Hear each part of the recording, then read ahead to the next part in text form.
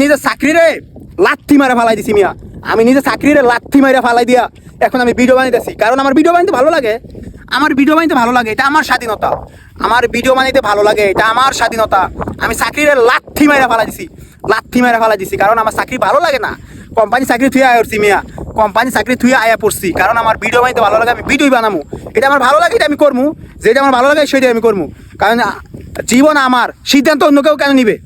আমার জীবন আমি সিদ্ধান্ত নিব, আমার চাকরি ভালো লাগে না, আমার ভিডিও বানাইতে ভালো লাগে, আমি ভিডিও বানাবো। এটা আমার সিদ্ধান্ত, এটা আমার জীবন আমি সিদ্ধান্ত নেব। আমি কেন একটা মানুষের চাকর হয়ে থাকতে যাব?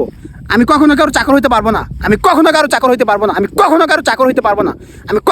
হইতে পারবো না। আমি একমাত্র আল্লাহর চাকর, আমি একমাত্র আল্লাহর দাস,